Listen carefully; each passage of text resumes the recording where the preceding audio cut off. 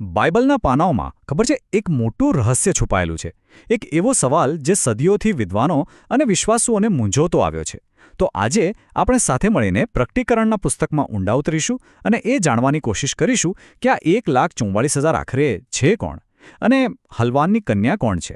ચાલો આ રહસ્યમય સફરની શરૂઆત કરીએ. તો ચાલો આ રહસ્યના ઊંડાણમાં જઈએ. સવાલ બહુ સીધો લાગે છે ને, નહીં? હલવાનની કન્યા કોણ છે? પણ એનો જવાબ છે ને એ અનેક સ્તરો અને અલગ અલગ અર્થઘટનોથી ભરેલો છે. આ કોઈ સામાન્ય સવાલ નથી, પણ એક એવી ગૂંચ છે જે આપણને સીધા વિશ્વાસ અને ભવિષ્યવાણીના હાર્દમાં લઈ જાય છે. ચાલો ત્યારે સાથે મળીને આ ગૂંચ ઉકેલવાનો પ્રયત્ન કરીએ. ઓકે, તો આજે આપણે શું જોવાના છીએ? પહેલાં તો આ રહસ્ય આવ્યું ક્યાંથી, પછી એના બે મુખ્ય દૃષ્ટિકોણ કયા છે, એના પુરાવા શું કહે છે, અને છેલ્લે આ બધી ચર્ચા આપણા માટે આટલી મહત્વની કેમ છે? તો આખી વાતની શરૂઆત થાય છે પ્રકટીકરણના પુસ્તકમાં મળેલા એક દિવ્ય આમંત્રણથી. એક દેવદૂત આપણને બોલાવે છે એક રહસ્યમય કન્યાને મળવા. પણ આ આમંત્રણ પાછળ શું છુપાયેલું છે? બસ અહીંથી જ આપણી આખી તપાસ શરૂ થાય છે. અને અહીં આપણને પહેલો સંકેત મળે છે. અને એ પણ કેવો? કન્યા કોઈ એક વ્યક્તિ નથી, પણ એક શહેર છે. હા, પવિત્ર નગર, નવું યરુશલેમ. આ એક જ વાત આપણી આખી સમજને એક નવી જ દિશામાં લઈ જાય છે અને આખી ચર્ચાનો પાયો નાખે છે. સારું, તો ચાલો પહેલા સિદ્ધાંત પર નજર કરીએ. એ શું કહે છે? એ દાવો કરે છે કે કન્યા એટલે કોઈ પણ વિશ્વાસુ નહીં, પણ એકદમ ખાસ એક પસંદ કરેલું જૂથ. અને એટલું જ નહીં, એ જૂથની સંખ્યા પણ નક્કી છે. ચાલો જોઈએ કે આ દલીલ પાછળના પુરાવા શું છે. આ દૃષ્ટિકોણ પ્રમાણે સંખ્યા બિલકુલ પાકી છે. 1,44,000. આ એ લોકો છે જેમને ઇઝરાયેલના 12 કુળોમાંથી ખાસ મુદ્રાંકિત કરવામાં આવ્યા છે. પણ અહીં સવાલ એ થાય છે કે શું આ આંકડો શાબ્દિક રીતે લેવાનો કે પછી એનું કોઈ પ્રતિકાત્મક મહત્વ છે? આ જ આ સિદ્ધાંતનો મુખ્ય મુદ્દો છે. આ વિચારની પાછળનું તર્ક છે ને એ એકદમ સીધું સાધું લાગે છે. જો કડી કેવી રીતે જોડાય છે.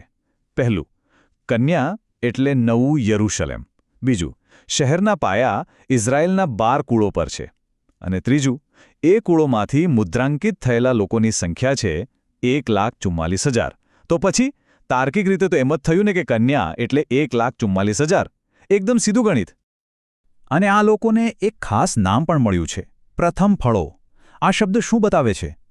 એમની શુદ્ધતા, એમનું સમર્પણ. એવું કહેવાયું છે કે તેઓ નિર્દોષ છે અને હાલવાન જ્યાં પણ જાય ત્યાં તેની પાછળ જાય છે. બસ આ જ વાત તેમને બીજા બધાથી અલગ પાડે છે. તો ટૂંકમાં કહીએ તો આ પહેલા દૃષ્ટિકોણનો સાર શું નીકળ્યો? એકદમ સ્પષ્ટ વિભાજન. એક તરફ છે કન્યા, એટલે કે 1,44,000 લોકો, અને બીજી તરફ છે મહેમાનો, એટલે કે બાકીના બધા જ શહીદો. એક ખાસ જૂથ અને બાકીના બધા. આ ભેદ સમજવો ખૂબ જ જરૂરી છે. પણ શું આ એક જ અર્થઘટન છે? ના, બિલકુલ નહીં. ચાલો હવે સિક્કાની બીજી બાજુ જોઈએ. એક બીજો દૃષ્ટિકોણ છે જે આખી વાતને એકદમ અલગ જ રીતે જુએ છે. આ મત પ્રમાણે કન્યા કોઈ નાનકડું ખાસ જૂથ નથી, પણ ઘણું મોટું અને બધાને સમાવતું જૂથ છે. આ દૃષ્ટિકોણ એવું કહે છે કે 1,44,000 કન્યાનો એક ભાગ છે, પણ આખી કન્યા નથી. તો સવાલ એ છે કે તો પછી આખી કન્યા કોણ છે?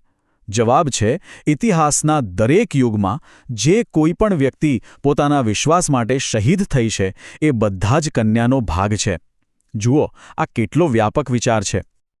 આ શ્લોક સાંભળીને એ શહીદો યાદ આવે છે, જેમણે કેવી ભયંકર યાતનાઓ વેઠી હશે. તેમને પથ્થરોથી મારવામાં આવ્યા, કરવતથી કાપી નાખવામાં આવ્યા. તો આ દૃષ્ટિકોણ એ જ સવાલ પૂછે છે, શું આટલું મોટું બલિદાન આપનારા લોકો કન્યાનો ભાગ ન હોઈ શકે? શું એમનું બલિદાન ઓછું ગણાય? અને અહીં એક બહુ જ મજબૂત કડી મળે છે. હિબ્રુના પુસ્તકમાં લખ્યું છે કે દેવે આ પ્રાચીન શહીદો માટે એક શહેર તૈયાર કર્યું હતું. અને આપણે હમણાં જ જોયું કે નવું યરુશલેમ એટલે કે એ શહેર એ જ તો કન્યાનું પ્રતીક છે. આ તો સીધો સંબંધ થયો, જે બતાવે છે કે પ્રાચીન શહીદો પણ કન્યાનો જ હિસ્સો છે. અને હવે જે પુરાવો આવે છે એ કદાચ સૌથી દમદાર છે. જરા વિચારો, પ્રેષિત પાઉલે એમના સમયના ખ્રિસ્તીઓને શું કહ્યું હતું કે એમણે એમની સગાઈ ખ્રિસ્ત સાથે કરી છે. હવે જો કન્યા ફક્ત ભવિષ્યમાં આવનારા 1,44,000 જ હોય તો શું પાઉલ ખોટું બોલી રહ્યા હતા? આ સવાલ પહેલા દૃષ્ટિકોણ માટે એક મોટો પડકાર છે. સારું, તો અત્યાર સુધીમાં આપણે બે અલગ અલગ દૃષ્ટિકોણ જોયા અને બંને પાસે પોતપોતાના મજબૂત પુરાવા છે. તો હવે સમય છે કે આપણે આ બંનેને સામસામે મૂકીએ અને જોઈએ કે મુખ્ય તફાવત બરાબર ક્યાં છે. આ સરખામણીથી બધું એકદમ સાફ થઈ જાય છે. જુઓ, પહેલો દૃષ્ટિકોણ કહે છે કે કન્યા એટલે ફક્ત 1,44,000 અને બાકીના બધા મહેમાન, જ્યારે બીજો દૃષ્ટિકોણ કહે છે કે ના, બધા જ શહીદો કન્યા છે, કોઈ અલગ શ્રેણી નથી, અને પ્રથમ ફળોનો અર્થ પણ બદલાઈ જાય છે. શું એ આખી કન્યા છે કે પછી કન્યાને પૂર્ણ કરનારો છેલ્લો હિસ્સો? અને આ એક શ્લોક આખી ચર્ચાના કેન્દ્રમાં છે. ધન્ય છે જેમને આમંત્રિત કરવામાં આવ્યા છે. પણ આ આમંત્રિત શબ્દનો મતલબ શું? શું ભોજનમાં મહેમાન તરીકેનું આમંત્રણ છે કે પછી ખુદ કન્યા બનવાનું આમંત્રણ છે? આ એક જ શબ્દના અર્થઘટન પર આખું રહસ્ય ટકેલું છે.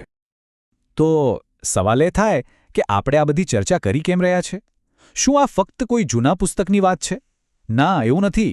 આ સવાલનો જવાબ આપણે અંતિમ પુરસ્કાર વિશે શું માનીએ છીએ એના પર સીધી અસર કરે છે. ચાલો સમજીએ કેવી રીતે. અહીં આપણને બે એકદમ અલગ ચિત્ર જોવા મળે છે.